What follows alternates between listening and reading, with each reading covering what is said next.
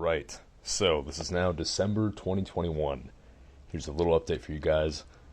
I've redone a bunch of brake lines, a bunch of fuel lines, a bunch of stuff on the car. That's still a single master cylinder from Chase Bays. Now they've got the dual master with the 6.1 pedal ratio. I still have the pass through for, let's see how to explain this here. These are our double aught gauge for power and ground.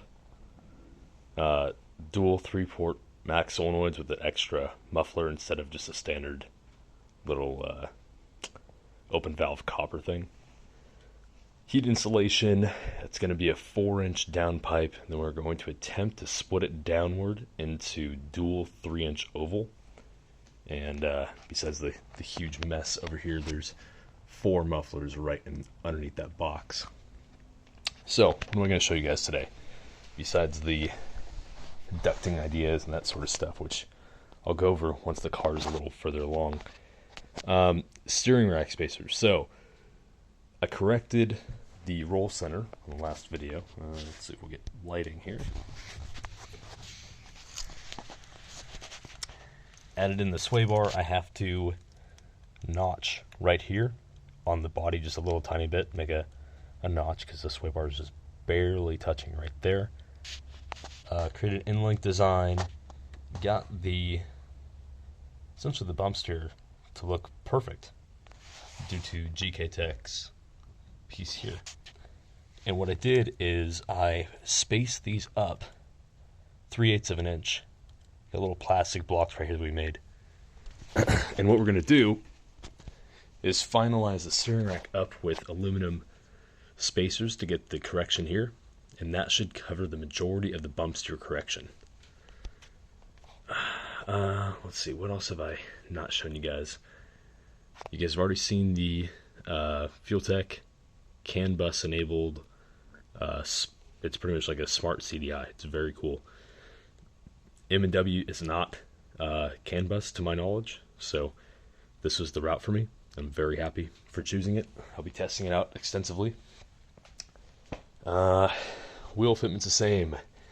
Interior is damn near done. I'm probably gonna have to pull the dash out because I was fortunate enough to get Cody to say he's willing to do the car.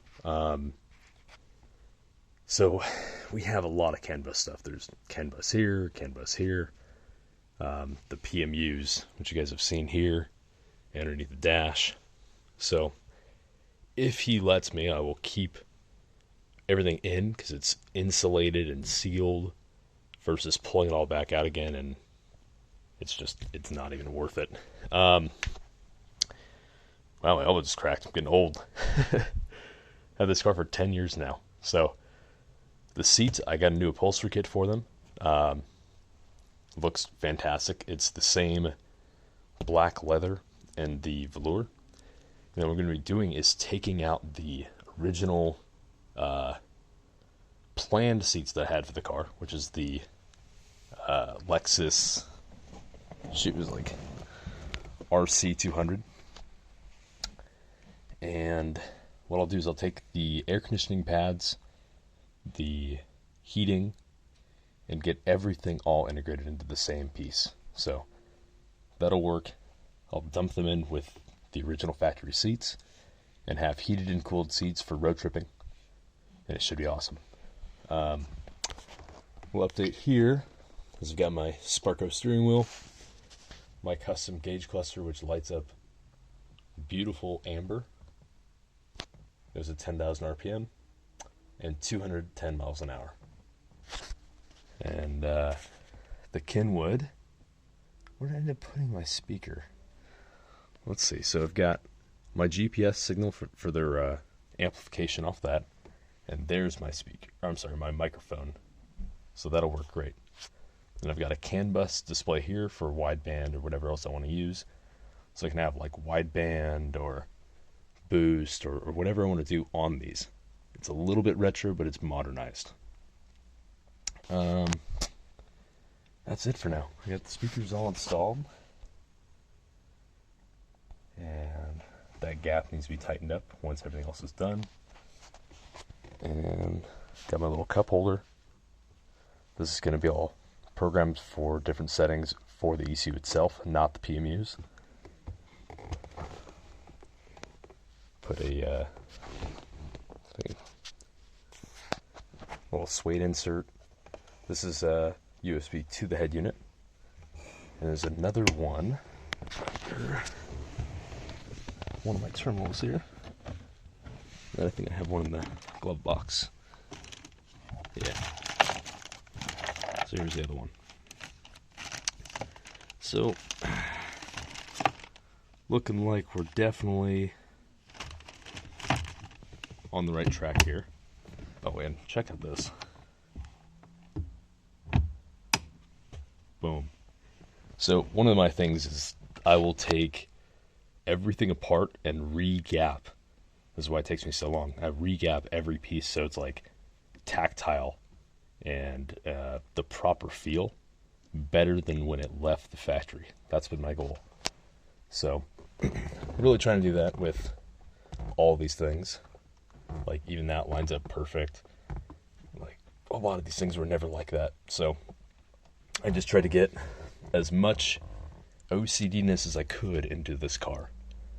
And I think it's going to be really nice to appreciate once it's out and driving.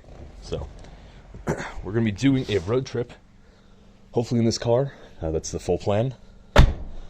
Road trip will be, I'm wearing my beautiful Hotel 7 sweater. Thank you, Christina. And Merry Christmas. The road trip will be for Deals Gap from the West Coast. And so we'll be getting a bunch of rotary cars together from the West Coast, driving out there. It's going to be people that you guys might recognize. I'll leave it at that. Should be a ton of fun with getting a bunch of rotary cars out to Deals Gap to go drive in the mountains. This is going to be partially sponsored by myself and a few others. I'm not going to mention who. But it's a very, very nice setup that I set. So we're going to have, day one will start us in Vegas. We're going to go off to Telluride, Colorado. And ending up in Kansas the next day. The day after that, we end up in Memphis. Then we finally arrive out in what is it? I guess Deals Gap, North Carolina, whatever you want to call it.